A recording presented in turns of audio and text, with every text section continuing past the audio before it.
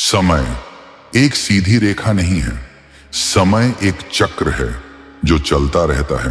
हर युग आता है और चला जाता है, लेकिन जब भी अंधकार बढ़ता है, जब भी मानवता अपनी दिशा भूल जाती है, तब दिव्यता लौटती है। सतयुग में सब कुछ सत्य था, सब कुछ शांति से भरा था। फिर भी एक दिन अंधकार ने सृष्टि को निगलने की कोशिश की।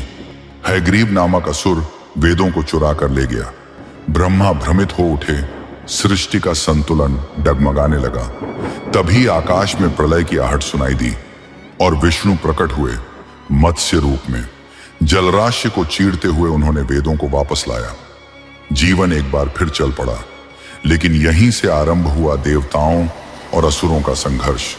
अमृत की खोज में समुद्र मंथन हुआ। मंदराचल पर्वत को मथानी बनाया गया, पर वह पर्वत डूबने लगा। फिर विष्णु ने धारण किया कूर्म अवतार।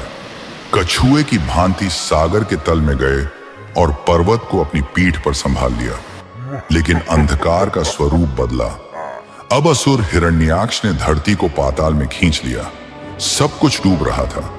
तब विष्णु वराह रूप में प्रकट हुए। विशाल शरीर, तेज नासिका और अपने दांतों पर धरती को उठाकर पुनः सुरक्षित स्थान पर स्थापित किया। समय बीतता गया और जब भक्त प्रहलाद की आस्था को रोकने की कोशिश हुई, जब अत्याचार अपनी सीमाएं लांघ गया, तब आया वह अवतार जो न पुरुष था, न स्त्री, न दिन में आया, न रात में।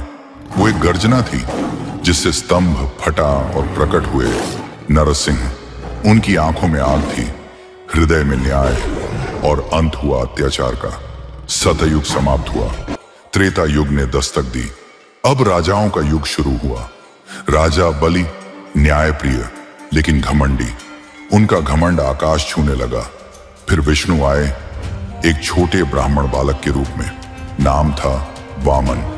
3 पगों में उनका पूरा साम्राज्य समेट लिया। घमंड टूट गया। फिर आया वह क्षण जब क्षत्रियों ने धर्म को भुला दिया, अन्याय बढ़ने लगा। तब जन्मे परशुराम, आर्ष लेकिन योद्धा। उन्होंने शस्त्र उठाया, धर्म की रक्षा की। अब आया राम का युग, त्रेता युग का सबसे चमकता सूर्य। राम एक नायक नहीं, बल्कि मर्यादा पुरुषोत्तम, जिन्होंने सिखाया धर्म केवल युद्ध नहीं, धर्म प्रेम है, त्याग है, करुणा है। फिर समय ने करवट ली। द्वापर युग आया, धर्म बंटने लगा, युद्ध की आहट बढ़ने लगी। तब कृष्ण प्रकट हुए, मंत्र मुग्ध कर देने वाले, बुद्धिमान, कालातीत। उन्होंने अर्जुन को दिया भगवत गीता का ज्ञान, ऐसा ज्ञान जो आज भी आत्मा को दिशा देता है। और जब हर दिशा से शोर आने लगा, तब विष्णु आए बुद्ध रूप में। उन्होंने सिखाया शांति बाहर नहीं, भीतर होती है। लेकिन अब हम हैं कलयुग में। यहां भ्रम है, लालच है और सत्य सबसे कठिन रास्ता बन चुका है। और जब चेतना भी सो जाएगी, जब हर दिशा को अंधकार घेर लेगा, तब आएगा वह अंतिम रूप, कल्कि। एक योद्धा, एक चेतावनी, एक आशा।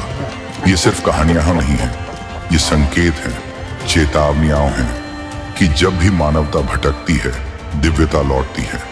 शायद हम फिर से उसी मोड़ पर खड़े हैं, एक नए अवतार की प्रतीक्षा में।